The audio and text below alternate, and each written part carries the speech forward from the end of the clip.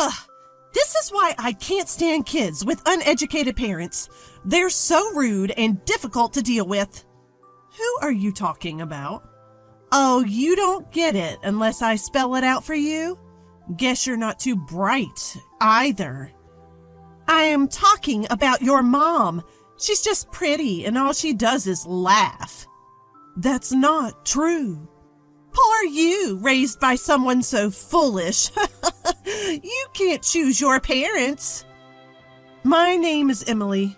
I was lovingly raised by my reserved dad, Joseph, and my mom, Anna, who is always kind with a beautiful smile. Dad was often away for work, but I remember having lots of fun with him on his days off. Mom was always there for me, a calming and warm presence in my life.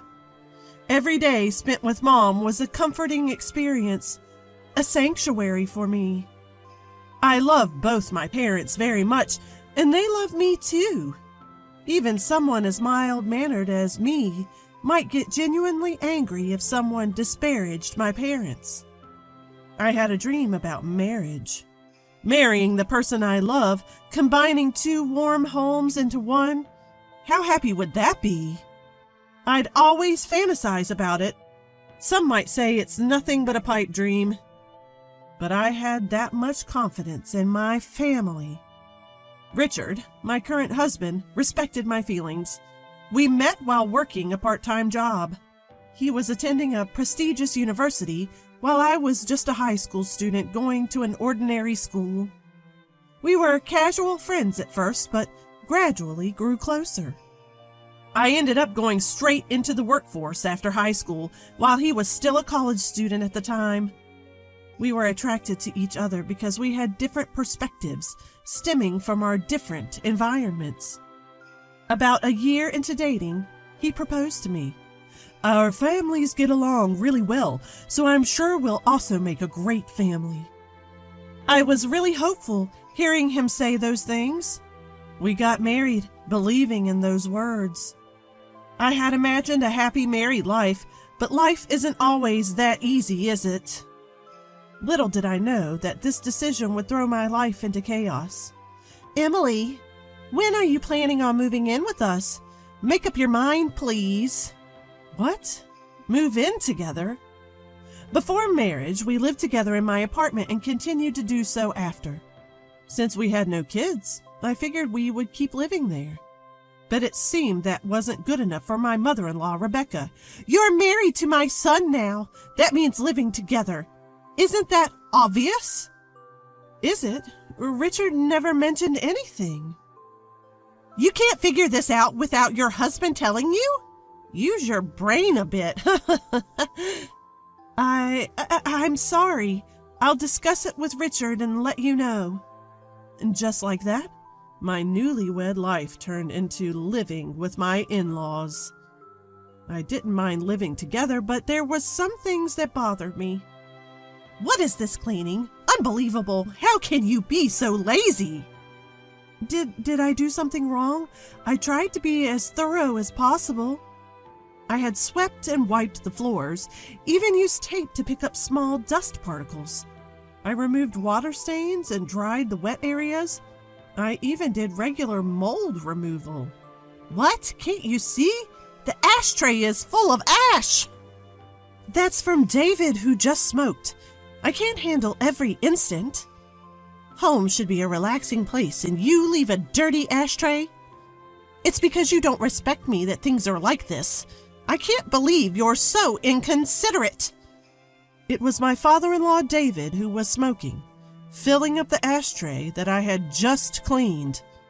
I can't keep up with that. Rebecca just doesn't get it. And what is this food? It's inedible. What kind of upbringing leads to this kind of taste? I think it's pretty average seasoning. What exactly didn't you like? Don't you know without me saying? It's too salty. You're jeopardizing our health. I didn't think it was that salty. I'll be more careful next time. Please do. We can't stay healthy if we keep living like this. I always thought my cooking was just average. I don't have an extensive repertoire of fancy gourmet dishes. What I lack in style, I make up for by consistently creating dishes that taste just fine. However, no matter how careful I was with my seasoning, it never seemed to please Rebecca. "You've got to be kidding me. This is too salty. It's like you're doing it on purpose." "I didn't mean to. I thought I made it quite mild." No matter what I cooked, Rebecca always had complaints. But when her friend came over and tried my fried chicken, she had something different to say. "Oh, wow, this fried chicken is delicious. Did you make this?" "Yes, I took my time to prepare it knowing you were coming over." "You're too kind." Despite constantly criticizing me, Rebecca had no problem taking credit when her friend complimented the food. "Make that terrible fried chicken again. I'll just have to bear it." "If you don't like it, I can just buy something from the store." "Didn't I tell you to make it? At least this way you can recognize your own shortcomings." Rebecca would make me cook fried chicken, then pack it up and give it to her friends as if she made it herself. She would lie about being the cook, then turn around and criticize me. I never understood what Rebecca wanted. She probably didn't like me, but she wanted the neighborhood to think well of her. I had to live in this environment. Every day was stressful, and it was wearing me down mentally. Neither my husband nor David ever stepped in to stop this cycle. Both seemed to tactically agree with Rebecca, leaving me feeling more isolated. This is my first experience with married life and living in a two-family home. Maybe this is just the way the world works, and I'm the one who can't handle it. I had no one to talk to, so I tried my best to endure it on my own. "Emily, my clothes haven't been ironed. I wanted to wear this outfit for lunch today." "But you said you wanted to wear something else yesterday. I've already ironed that." "Well, I changed my mind. Being my son's wife, you should have anticipated that." At this point, I had no idea what the right thing to do was, and I was utterly frustrated. In that house, I felt like I had no allies. I gritted my teeth and put up with it, thinking that patience was my only option. Then, one day, the inevitable happened. Rebecca made sarcastic comments to me, as usual. By now, I've grown used to it and don't take it too seriously. Maybe she finds my reactions boring because her attacks have changed lately. "You're always so inadequate, no matter what you do. I'd love to know your upbringing." "I was raised by my parents just fine, thank you. Maybe I'm not perfect, but—" "Talking back, huh? Exactly my point. Normally, people don't raise children to talk back to their mother-in-laws." "It's all your mother's fault. She doesn't have any impressive degrees, does she?" "She might not have degrees to flaunt, but that's a different issue." "See? Talking back again. That's why you're no good. Your poor upbringing really shows." "Enough. Can you please stop insulting other people? I can't take it anymore." My voice grew stronger as I couldn't hold back my emotions. Rebecca didn't miss my slight glare. This is why I hate kids with low-educated parents. So impolite and difficult to handle. "Stop talking about my mom. Education has nothing to do with this." "Oh, you must be stupid too, then. Your incompetence speaks volumes. Must be nice to skate by on your looks alone. I couldn't live like that." "I haven't, but that's beside the point." "You're pathetic, raised by such clueless parents." "Well, you can't choose your family." She continued to insult my mom, and I had reached my breaking point. "If you continue like this, I have my own thoughts too. I never intended to live with you in the first place." "What? We took you in, didn't we? We're housing someone as incompetent as you." You should be grateful because we felt sorry for you since you couldn't receive a proper education. Rebecca sneered as she taunted me. Enough is enough. You have no right to say these things. At least my mom never raised me to insult other people. David finally broke his silence after hearing our exchange. What's with that tone? Don't you have any respect for us? I'm just giving you guidance. That's what a daughter-in-law should be grateful for. Let me be clear. I have no respect for you. All you do is complain, right? You're unbelievable. You don't belong in this family. Seems like you need some tougher lessons. David seemed quite frustrated with my defiance. My husband watched this whole exchange without intervening or saying a word.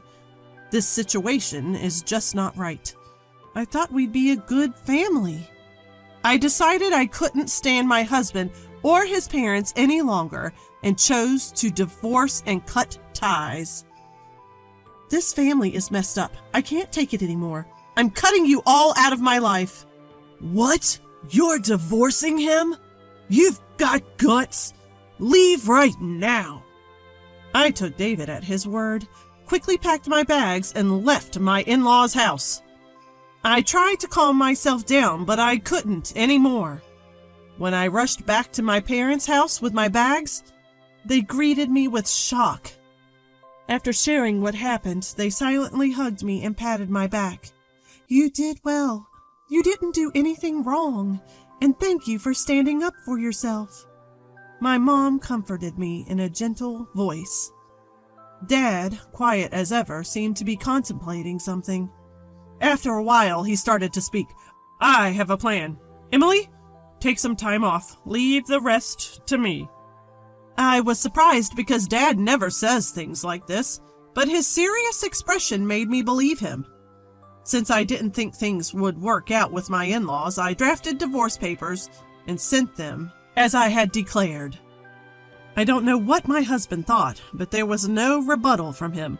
All done. Goodbye. That was the only message I received. I shed no tears over the abrupt ending.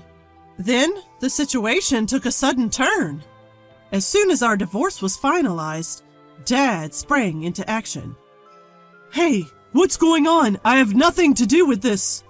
Out of nowhere, I got a call from Richard. What's this about? Stop calling me all of a sudden. We're done, remember?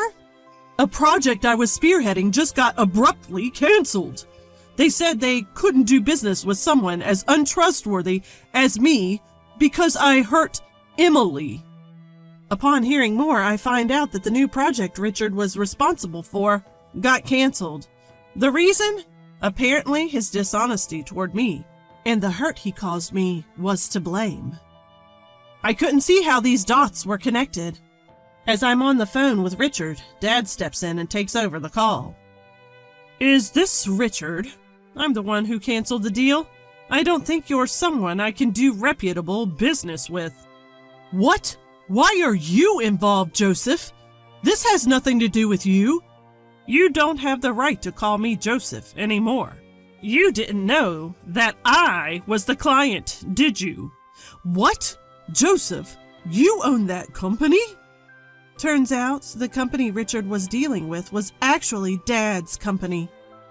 Dad knew Richard was involved and tried to distance himself as much as possible. But after this incident, he reviewed the work and found it to be pretty sloppy. You're just dumping your work on your subordinates, just like you ignored Emily.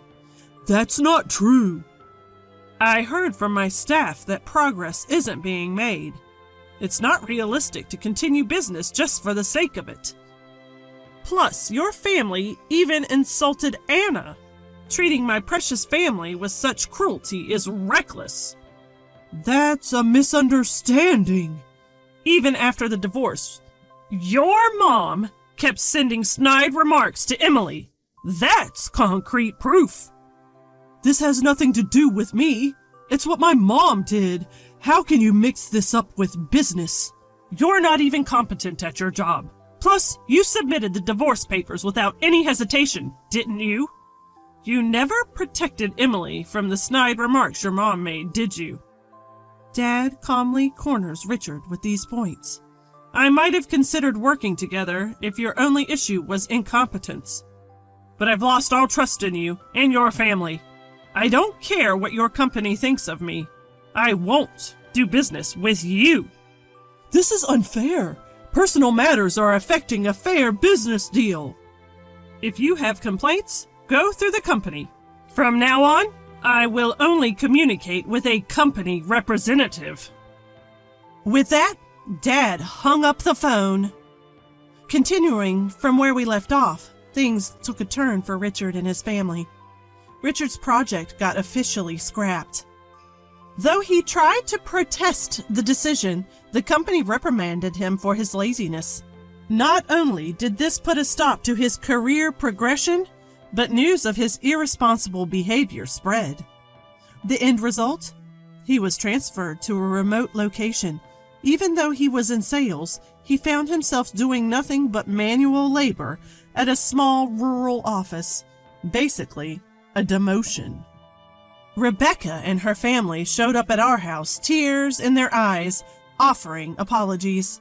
But Dad was having none of that. You've disrespected our family enough. I'm the head of this household and my job is to protect my family. As far as I'm concerned, what happens to you, who are no longer family to us, is none of our business. Rebecca got pretty emotional, crying and shouting so loudly that the neighbors could hear. Richard got demoted because of you. What are you going to do about it? If you cared about Richard, perhaps you should have instilled him better values. Maybe you should have raised him to be an adult who can protect his own wife. We told them to never contact us again and forcibly showed them to the door. After that, Rebecca stormed into Richard's company to lobby for better treatment for her son. That didn't go over well either. It became a notorious incident within the company, and Richard felt so uncomfortable at his new post that he ended up quitting. Looks like Rebecca's recklessness cost him his job. As for me, I'm taking some time to recover, both physically and emotionally, at my parents' home. I couldn't find it in me to make it work with Richard and his family, especially after they insulted my beloved mom. For now, I'm totally over the idea of marriage. Instead, I want to focus on showing gratitude to my parents and strengthening our family bonds.